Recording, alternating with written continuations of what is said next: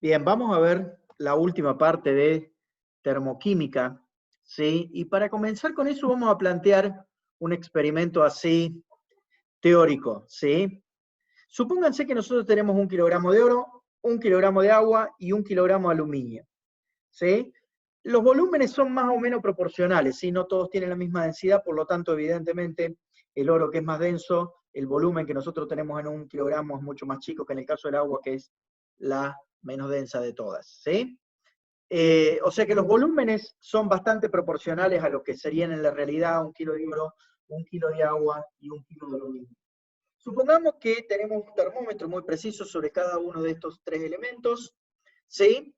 Y todos están a temperatura ambiente, tienen 20 grados centígrados, ¿sí? ¿Qué pasa con la temperatura de estos tres elementos si nosotros le agregamos 5 kilojoules de energía a cada uno de ellos al mismo tiempo? Lo que vamos a observar, ¿sí? Es que el termómetro del oro va a subir a 59, el del agua va a subir solamente 1 grado, de 20 va a ir a 21, y en el caso del aluminio, de 20 grados va a ir a 25 grados. ¿Sí? En los tres casos tenemos 1 kilogramo, ¿sí? Eso es muy claro. La pregunta es, ¿por qué se calientan o por qué la temperatura subió de distinta manera en los tres diferentes objetos? Y la respuesta a eso es porque su composición es distinta, ¿sí? Evidentemente, si nosotros nos ponemos a ver, ¿sí? La capacidad de absorber calor de cada una de estas tres sustancias, oro, agua y aluminio, es diferente, ¿sí? Calculemos por grado, ¿sí? El oro puede absorber 129 joules. Fíjense el agua tiene una capacidad de absorber calor tremenda, puede absorber por grado centígrado, o sea, para aumentar 1 grado centígrado del agua, ¿sí?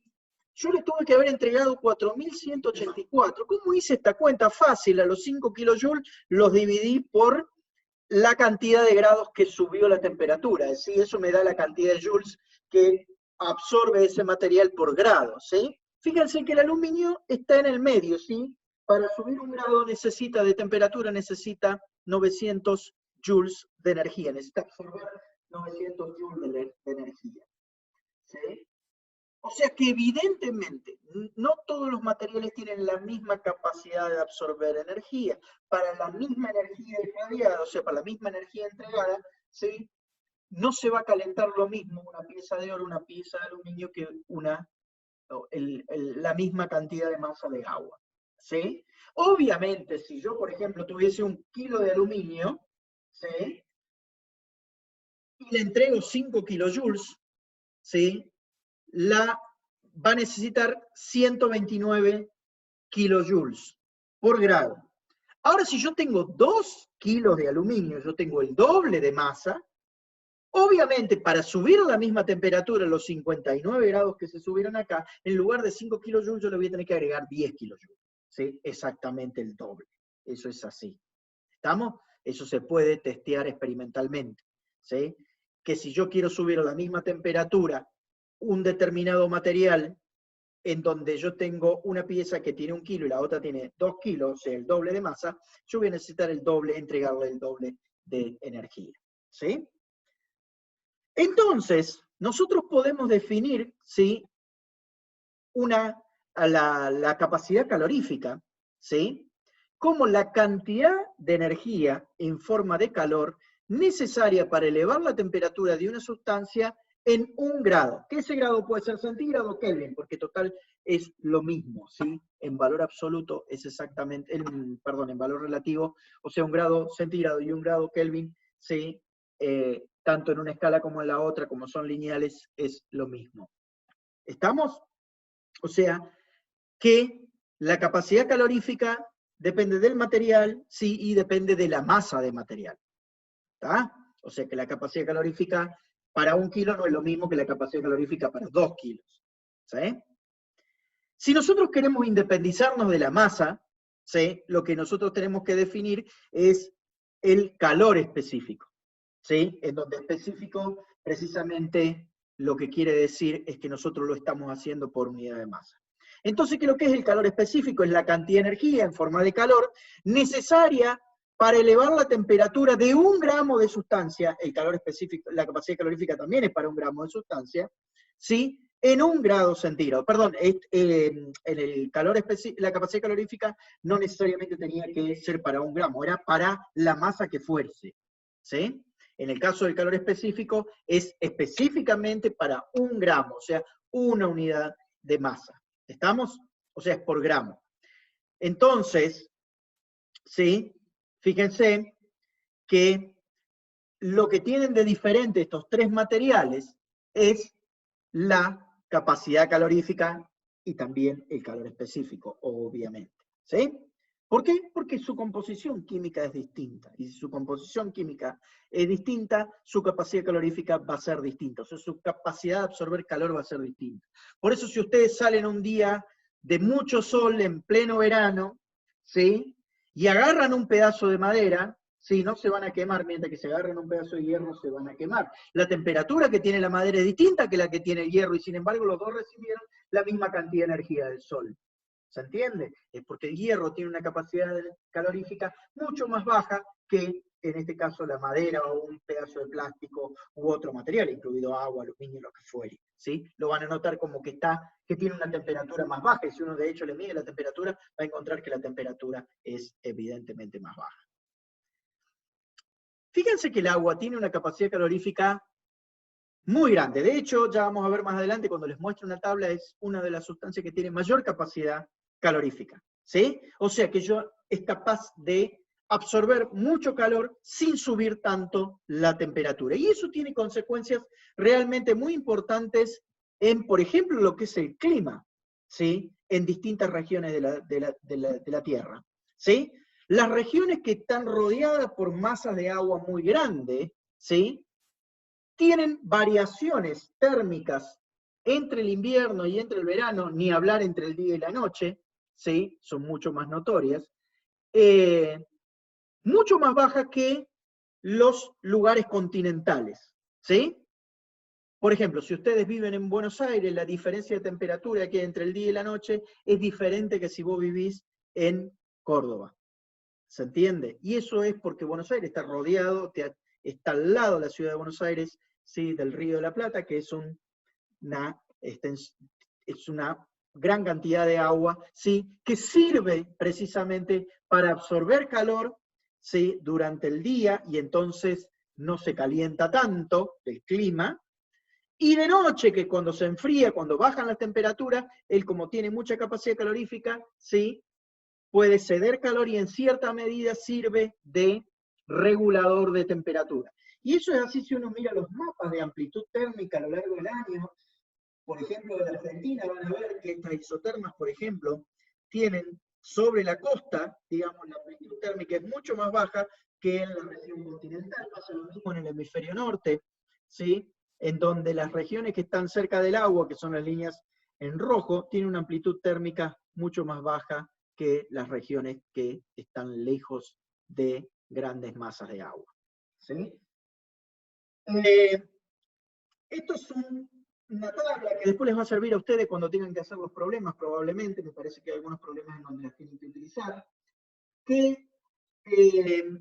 de calor específico, o sea, cantidad de calor necesaria para subir 1 grado centígrado, 1 gramo de sustancia. Eso es lo que es el calor específico. La diferencia entre la capacidad calorífica y el calor específico es que la capacidad calorífica es para una determinada cantidad de masa, sí, la cantidad de calor que yo necesito entregarle a ese cuerpo para subir 1 grado la temperatura, mientras que el calor específico es específicamente la cantidad de calor que yo necesito entregarle para subir 1 grado centígrado, pero 1 gramo, no cualquier masa. ¿Sí? La capacidad calorífica está definida para cualquier masa, el calor específico es para 1 gramo. Por eso yo no puedo hacer tablas de capacidad calorífica, pero sí puedo hacer tablas de calor específico.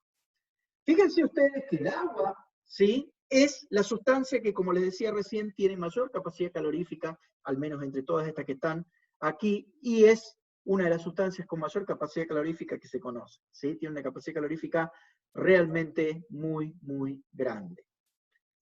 No únicamente eso, pero que fíjense que el que tiene capacidad calorífica grande es el agua, pero el agua no cualquier agua, el agua líquida, ¿sí? El agua gaseosa, ¿sí? Tiene, de hecho, otra capacidad calorífica, que es la mitad de lo que es la capacidad calorífica del agua líquida, ¿sí? O sea que la capacidad calorífica, o el calor específico, o sea, la capacidad que tiene una sustancia de absorber calor, ¿sí? No depende únicamente de la sustancia química, sino también depende de su estado de agregación, ¿sí? No es lo mismo el agua líquida que el agua gaseosa. Fíjense que lo mismo se ve con el carbono grafito y el carbono diamante. Los dos son átomos, están constituidos únicamente por átomos de carbono, ¿sí? Solo que el estado de agregación en un caso es grafito, en el otro caso el estado de agregación es diamante. Y su capacidad calorífica es distinta, ¿sí? Es distinta. Bien, entonces, ¿sí? El cambio de temperatura producido sobre un objeto como consecuencia de haber absorbido calor o haber liberado calor, ¿sí? Viene dada por esta ecuación que nosotros tenemos ahí, que delta de T, en donde delta de T, como cualquier función delta, es la temperatura final del estado final menos la temperatura del estado inicial, ¿sí? Q es la cantidad de calor transferido, ¿sí? Por el objeto en cuestión hacia el entorno o desde el entorno hacia el objeto, ¿sí? Así hay que tener cuidado con los signos, ¿sí? ¿Se acuerdan? El calor está medido en joules, ¿sí? Dividido la capacidad calorífica. La capacidad calorífica, ¿sí? Aquella que no depende de la masa. Perdón, que depende de la masa, ¿sí? Que no tiene incluida la masa en la definición, ¿sí? En donde la capacidad calorífica obviamente viene dada en joules dividido grados centígrados o grados Kelvin, dependiendo cuál sea la temperatura que ustedes están, la escala de temperatura que están utilizando. Normalmente uno utiliza un termómetro graduado en la escala centígrada, así que se puede utilizar la escala centígrada, a pesar de que en termodinámica en general siempre hay que tener cuidado y hay que utilizar la escala de grados Kelvin. Pero en este caso, como normalmente son relaciones, sí uno puede, puede utilizar la escala centígrada sin ningún tipo de problema. ¿Sí? Bien. Ahora, si yo quiero, como les decía recién, definir este delta de T en función de el calor específico para poder utilizar, ¿sí? Tablas como la que vimos recién, ¿sí? Entonces el cambio de temperatura, ¿sí? Va a ser igual a la cantidad de calor transferida en joules dividido la masa en gramos multiplicada por el calor específico, ¿sí? En donde calor específico se denota con una letra S, sub S, de specific en inglés. Entonces, ¿sí? Si nosotros despejamos de allí el calor, encontramos que el calor es igual a la masa del objeto multiplicado por, o sea, el calor que es transferido por un determinado objeto durante un proceso, sí va a ser igual a la masa de ese objeto multiplicada por el calor específico de esa sustancia, multiplicada por el cambio de temperatura. O sea que yo puedo medir, acá lo importante es que yo puedo medir el calor, ¿sí? En el laboratorio, con una balanza, para conocer la masa del objeto, y con un termómetro que me permita medir el cambio de temperatura, ¿sí? En el estado inicial, antes de iniciar el proceso, y el estado final, después de haber finalizado el proceso. Si yo tengo una balanza y un termómetro, yo en principio puedo calcular cuál es el calor que intercambió esa sustancia durante un determinado proceso. ¿Sí? Ahora, ¿cómo se hace eso en la realidad? Bueno, el proceso o las técnicas utilizadas para medir los cambios de calor, ¿sí? Que acompañan un proceso físico o químico, se llama calorimetría, ¿sí? Calor viene de calor y metría viene de medida, ¿sí? O sea, que es medida del calor, ¿sí? Así se mide el calor intercambiado durante un proceso físico o químico. Cuando nosotros para una reacción química, ¿sí?, no conocemos de los datos de entalpía de los reactivos y de los productos, o sea, no conocemos la entalpía del estado inicial y la entalpía del estado final.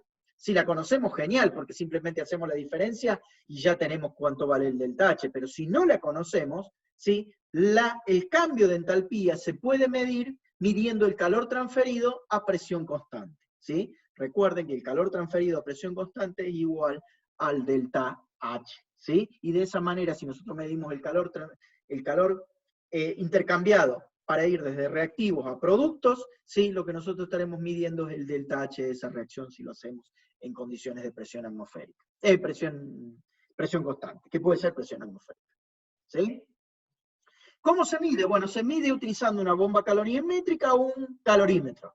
Lo importante, independientemente de qué cosa se utilice, ¿sí?, la bomba calorimétrica es a volumen constante, el calorímetro se utiliza normalmente para medir a presión constante.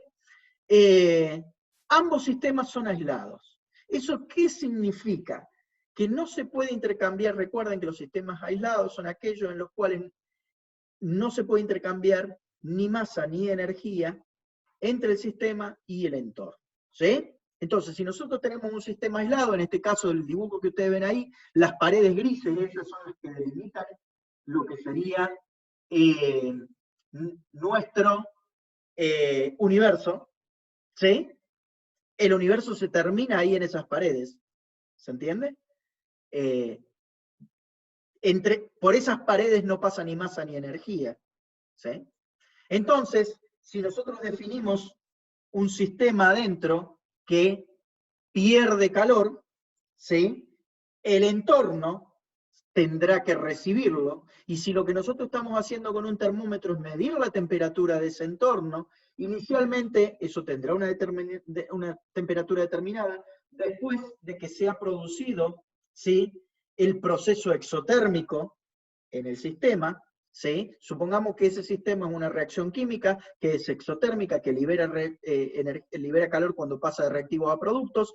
Entonces esa cantidad de calor liberado va a ser, ¿sí?, absorbido por el entorno, que puede ser el solvente, supongamos que es agua, ¿sí? Entonces lo que nosotros vamos a estar viendo es un incremento en la temperatura del agua, del entorno, en este caso, como consecuencia del calor que le entregó el sistema.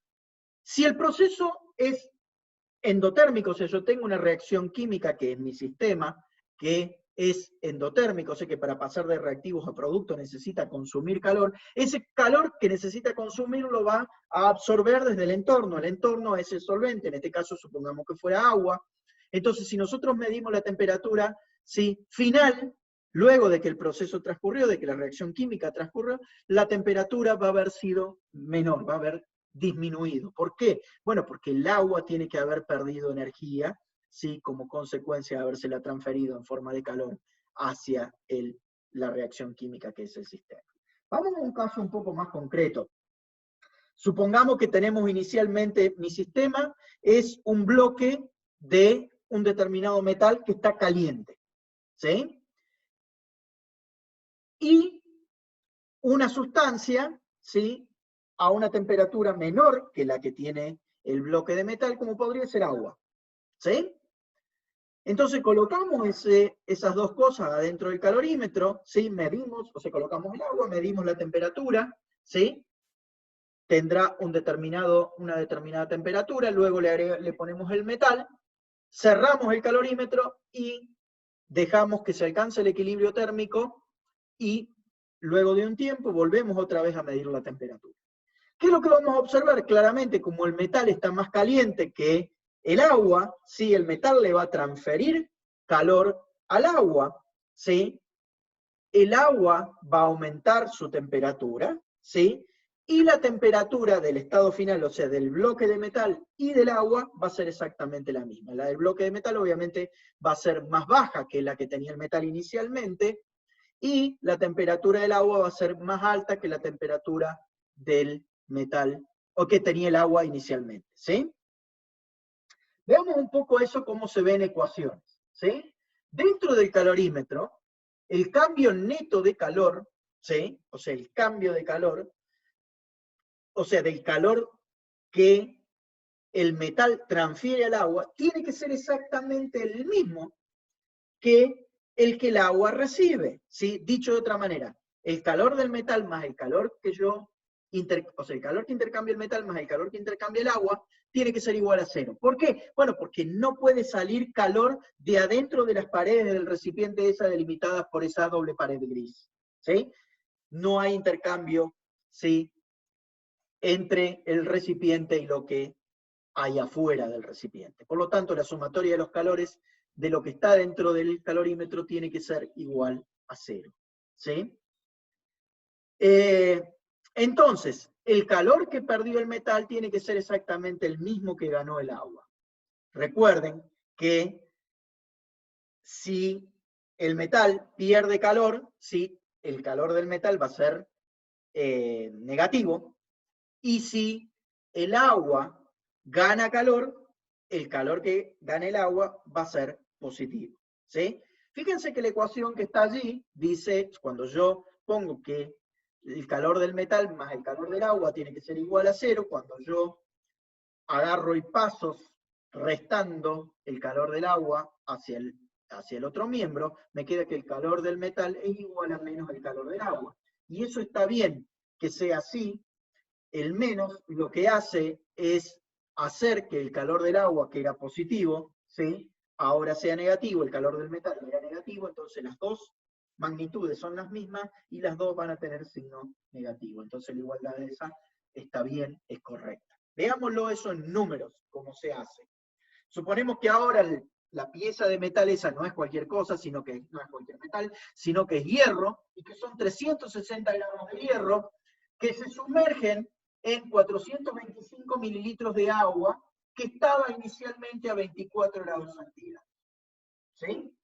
Luego de un tiempo, se alcanza el equilibrio térmico, se espera que se alcance el equilibrio térmico, o sea que el metal y el agua hayan intercambiado calor entre ellos, ¿sí? Y se mide la temperatura del agua, ¿sí?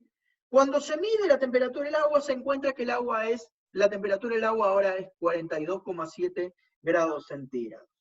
Y nos pide que calcule la temperatura inicial que tenía la pieza de hierro. Fíjense que la temperatura inicial de la pieza de hierro yo no la conocía, porque no la medí, ¿sí? Yo no sé cuál era la temperatura que tenía el hierro cuando lo puse adentro. Solamente sé que tengo 360 gramos de hierro y 225 mililitros de agua a 24 grados centígrados. Y que luego de haber transcurrido el proceso de intercambio de calor entre el agua y el hierro, ¿sí?, la temperatura del agua es 42,7. ¿Sí? Una cosa que es importante acá, ¿sí?, es que uno tiene que suponer que la transferencia de calor ocurre únicamente entre hierro y el agua. O sea que las otras partes, las paredes del recipiente, el termómetro, ¿sí?, no intercambia calor. Eso no es cierto, porque cuando se calienta el agua, que es lo que está ocurriendo acá, también se están calentando las paredes del recipiente, también se está calentando el termómetro, y esa cantidad de calor uno también la tendría que estar teniendo en cuenta, ¿sí?, como otro término, es otro calor que está interviniendo. Entonces, si uno quisiese hacer las cosas bien, después ya lo vamos a hacer en un ejemplo más adelante con la bomba calorimétrica, uno tendría que estar teniendo en cuenta ese calor. Pero supongamos ahora, para simplificar el ejemplo, de que las paredes del recipiente y el termómetro no están intercambiando calor con el entorno, con el agua, en este caso. ¿Sí? Cosa que evidentemente no es cierta, sino la temperatura yo no vería que sube en el termómetro. La temperatura, la barra en el termómetro sube porque hay un intercambio de calor entre lo que es el material que está dentro del capilar del termómetro con el agua. ¿Sí? Bueno, más allá de eso, asumimos que este experimento es ideal, que las paredes del recipiente y el termómetro no intercambian calor, que el único calor que se intercambia es entre el bloque de hierro y el agua. ¿Sí? Entonces planteamos, ¿sí?, la sumatoria de los calores, ¿sí?, tiene que ser igual a cero, o sea que el calor del metal tiene que ser igual al menos, o sea, el calor, fíjense en una cosa que es importante acá, es que uno ya cuando mide la temperatura, sabe que el proceso es exotérmico, ¿sí? Que el metal, ¿sí?, liberó calor hacia el agua, porque si no hubiese sido así, si hubiese sido un proceso endotérmico, ¿sí?, la temperatura del agua en lugar de subir hubiera disminuido. Si subió es porque el agua recibió calor. ¿sí? Y el único que le pudo haber transferido calor es el bloque de metal. O sea que lo que podemos estar asegurando es que el bloque de metal tiene que tener una temperatura, ¿sí?, por encima de los 24 grados centígrados que tenía el agua.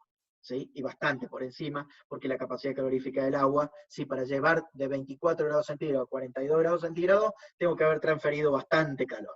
¿Sí? Pero bueno, eso es lo que me pide la pregunta, que yo averiguo cuál es la temperatura inicial que tenía el bloque de hierro. Planteo que el calor del metal es igual al menos calor del agua. ¿Sí? El calor del metal, ¿a qué va a ser igual? A la capacidad calorífica, al calor específico del metal, multiplicada por la masa del metal, por el cambio de temperatura del metal. ¿Sí? O sea, la temperatura del metal inicialmente y la temperatura del metal al final de que se produjo el intercambio de calor. El calor del agua, ¿sí?, va a ser igual al calor específico del agua, multiplicado por la masa de agua, multiplicado por el cambio de temperatura producido en el agua. O sea, la temperatura final del agua, en este caso 42,7, menos los 24 grados centígrados que tenía inicialmente. Voy a las tablas. Sí, lo primero que tengo que buscar, que tengo que averiguar es cuál es la masa del agua. ¿Sí? Porque me da el volumen del agua. Si yo tengo como dato el volumen y yo necesito conocer la masa, lo que necesito saber es la densidad del agua. La densidad es igual a masa dividido volumen, o sea que si yo conozco la densidad del agua y conozco el volumen del agua, puedo averiguar cuánto vale la masa del agua. ¿Sí? La densidad del agua es 1 gramo por mililitro, o sea que la cuenta es trivial. ¿Sí? O sea que 425 mililitros de agua van a ser 425 gramos de agua. ¿Sí?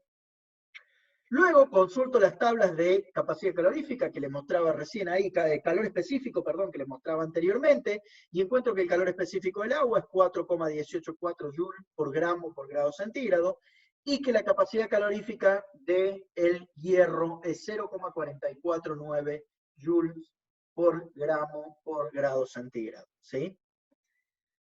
Si yo reemplazo todos estos datos en la ecuación de arriba, ¿sí?, reemplazo el calor específico del hierro por la masa del hierro. La temperatura inicial de la pieza de hierro, sí, no la conozco, pero sí conozco la final. ¿Por qué conozco la final? Porque están en equilibrio térmico. El estado final es en equilibrio térmico, luego de que el intercambio de calor entre los dos sistemas ya pasó. ¿Cómo yo sé eso? ¿Cuándo terminó el intercambio de calor? Bueno, cuando no hay más variación de la temperatura. ¿Sí? Yo voy viendo que la temperatura va a ir subiendo, va a ir subiendo, va a ir subiendo. Va a llegar un momento en el que no sube más. Y allí se queda. Bueno, evidentemente ya no hay más calor, intercambio de calor entre el objeto y el agua. En este caso, entre el bloque metálico y el agua. En ese momento de equilibrio térmico, la temperatura del metal va a ser exactamente la misma que la del agua. ¿Sí? Por eso es que ya no hay más flujo de calor entre los dos sistemas. ¿Estamos de acuerdo? Bueno, entonces la temperatura final del agua y del metal es exactamente la misma, 42,7. Luego, reemplazo los valores para el calor del agua, o sea, el calor específico del agua multiplicado por la masa de agua, multiplicado por el cambio de temperatura del agua, que ese dato sí lo tengo, son 42,7 menos 24 grados centígrados. O sea que la única incógnita que tengo en todo ese sistema es la temperatura inicial del metal. Si despejo, ¿sí?, háganlo ustedes, yo ya lo hice, y da 248 grados centígrados. Bueno, acá lo que uno tiene que ponerse a ver si ese resultado es razonable, si físicamente tiene sentido. ¿Sí? ¿Qué es lo que nosotros vimos? Que cuando agregamos el metal adentro, la temperatura del agua subió. Si la temperatura del agua subió, como les expliqué anteriormente, significa que el metal le transfirió calor al agua. ¿Sí?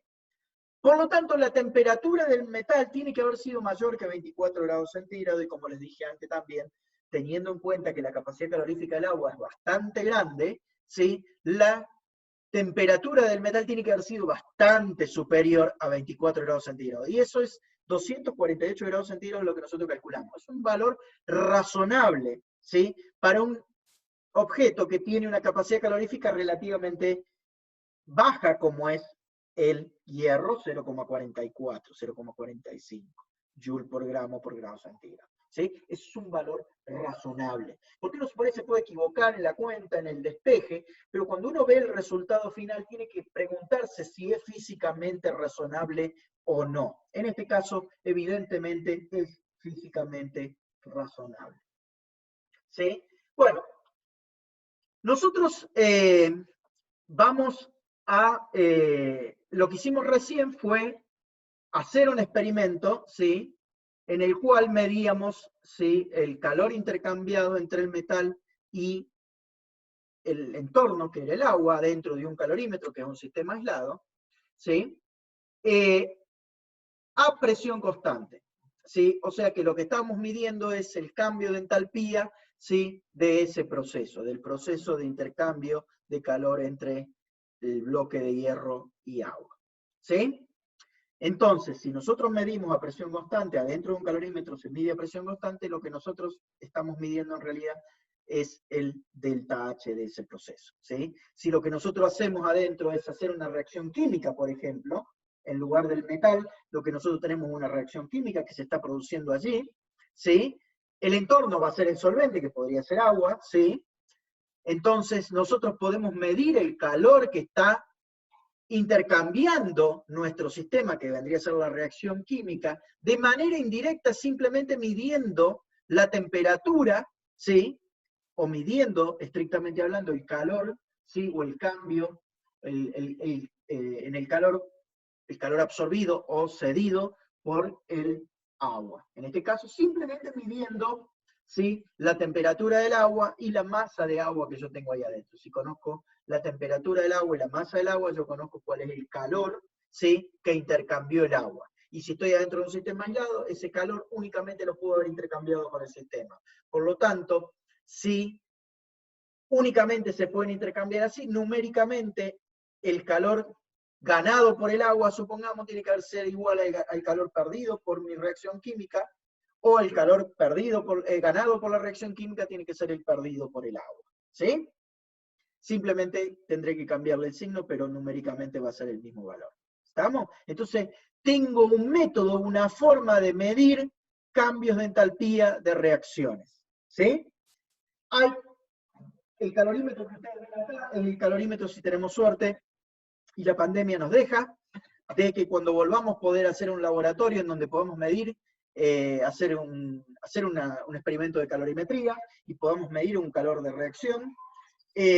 Vamos a ver que lo que vamos a utilizar es un calorímetro muy similar a este, que no es otra cosa que una copa de café, un vaso de café tapado con una tapa también de Tergopol, un termómetro y un agitador para asegurarnos de que de homogeneizar la temperatura dentro del recipiente, ¿sí?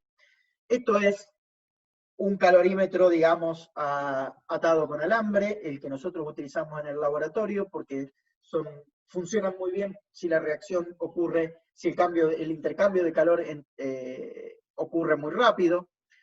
No funciona muy bien si ese intercambio de calor es lento, porque realmente este sistema no es perfectamente aislado, ¿sí? Algo de calor se intercambia, ustedes lo saben, si tienen café, digamos, se lo dan en una copa de café, un rato está caliente, pero al rato se empieza a enfriar, eso es así porque hay intercambio, no es ideal, ¿sí? No obstante eso, hay calorímetros comerciales que se utilizan para investigación científica, que son realmente muy sofisticados y son realmente muy precisos. Permiten medir calores de reacción de manera realmente muy precisa. Veamos el caso de la bomba calorimétrica. ¿Sí? Una bomba calorimétrica mide, ¿sí?, calor intercambiado pero a volumen constante. ¿Sí? El sistema es como el que ustedes ven acá. ¿Sí? La reacción ocurre adentro de esa copa que ustedes ven ahí, que está representado como que sale calor, o sea, la reacción que se está produciendo allí adentro es una reacción exotérmica. Normalmente se las utiliza estas bombas calorimétricas para medir calores de combustión. ¿Sí? Fíjense que tiene dos electrodos que sirven para comenzar la reacción, ¿sí?, como catalizador para arrancar la reacción. Y afuera tienen agua, un agitador que es con un motor, ¿sí? y un termómetro que nos permite medir la temperatura del agua. ¿Sí? En este caso, ¿sí? El sistema es, asumimos aislado, que es un sistema bien aislado, o sea que no hay intercambio de calor ni de masa entre el interior de la bomba calorimétrica y el exterior de la bomba calorimétrica, lo mismo que habíamos hablado sobre el calorímetro. ¿A qué van a ser igual? ¿Cuáles son todos los calores involucrados dentro del calorímetro? Bueno, el calor de la solución, ¿sí? O del agua que tengamos allí, el calor el QVC, que es el calor de la bomba calorimétrica. ¿Qué es lo que es el calor de la bomba calorimétrica? Bueno, el termómetro absorbe calor, las paredes del recipiente absorben calor o liberan calor, dependiendo de lo que esté ocurriendo, ¿sí? El agitador libera o absorbe calor, dependiendo, ¿sí? Si el agua se está calentando, no únicamente yo necesito calentar la masa de agua, también necesito calentar la masa del termómetro, la masa de las paredes del recipiente, de la bomba calorimétrica y la masa del agitador, ¿sí? Todos los componentes del el calor intercambiado, digamos, por los componentes de la bomba calorimétrica es lo que se dice ahí, está como QVC, que sería el calor de la bomba calorimétrica. Y por último, el calor, sí, de la reacción química que ocurre dentro de la bomba calorimétrica. ¿Estamos? Toda esa sumatoria de calores, como el calorímetro, perdón, la bomba calorimétrica es un sistema aislado, tienen que ser, la sumatoria de todos esos calores tiene que ser igual a 0. ¿Sí? Luego, si yo despejo el calor de reacción, obviamente va a ser igual a menos la sumatoria del calor del agua más el calor de la bomba calorimétrica. ¿Sí? El calor del agua ya lo vimos, yo lo puedo medir fácilmente porque si conozco la masa del agua, yo le pongo acá solución porque lo puedo hacer más general, porque eso no necesariamente tiene que ser agua, puede ser agua conteniendo alguna sustancia. ¿Sí? La masa de la solución, el calor específico de la solución multiplicado por el cambio de temperatura de la solución que yo puedo medir con el termómetro. La masa la puedo medir con una balanza y el calor específico lo saco de la literatura, de una tabla. ¿Sí? El calor del calorímetro, ¿sí? No está tabulado cuál es el calor absorbido por gramo de cada uno de los componentes del calorímetro. Dependerá de muchas cosas, incluso del volumen de agua que yo tenga dentro de ese calorímetro. ¿Sí? Entonces, el calor de la bomba calorimétrica va a ser igual a la capacidad calorífica de la bomba calorimétrica multiplicado por el cambio de temperatura producido en la bomba calorimétrica. Fíjense ahora sí que el cambio de temperatura de la bomba calorimétrica es exactamente el mismo que el cambio de temperatura de la solución. ¿Por qué? Porque inicialmente yo tenía un equilibrio térmico entre la solución y la bomba calorimétrica, todo estaba a la misma temperatura, y el estado final también hay un equilibrio térmico entre lo que es la solución y la bomba calorimétrica, o sea que esos dos delta T son idénticos, ¿sí? Es la misma la temperatura inicial y es la misma la temperatura final. ¿Sí? El calor específico de la solución, si la solución no es muy concentrada, si la solución es bastante diluida, ¿sí? Yo puedo asumir que es prácticamente igual al agua, ¿sí? Entonces el calor específico del agua yo lo conozco, lo de tabla es 4,184 joules por mol por grado, eso está mal, no es por mol, sino que es por gramo, por grado centígrado. Por mol es otro valor. Después lo tengo que cambiar a eso. Lo que les decía, entonces, yo puedo reemplazar la masa de la solución, la conozco, el delta T lo conozco porque lo mido con el termómetro, son los mismos en los dos casos, el de la bomba calorimétrica y el de la solución. Entonces, lo único que no conozco es el calor de la reacción y el calor específico de la bomba calorimétrica. Entonces, ¿cómo hago? Yo tengo una única ecuación y tengo dos variables, no se puede. Bueno, lo que yo tengo que hacer es colocar adentro de la bomba calorimétrica una reacción a la que yo le conozco cuál es su calor, o cuál es el delta H, ¿sí? O en este caso, cuál es el delta el cambio de energía interna, porque lo estoy haciendo a volumen constante, ¿sí? Eso hay un montón de reacciones o de procesos físicos en los que yo conozco cuál es la temperatura liberada. Por ejemplo, si yo hago pasar corriente a través de una resistencia, ¿sí? Yo, sabiendo cuánta corriente pasé, yo sé cuánta calor pude haber disipado si conozco cuál es el valor de la resistencia. Eso es un cálculo muy simple que se puede hacer. Y de esa manera yo sé cuánto vale el calor de lo que nosotros acá decimos la reacción química, y de esa manera yo puedo calcular cuál es el calor de la bomba calorimétrica. ¿Sí? La capacidad calorífica de la bomba calorimétrica. Luego ahora yo utilizo la misma bomba calorimétrica, el mismo volumen de agua, y ahora adentro pongo la reacción que yo quiero medir.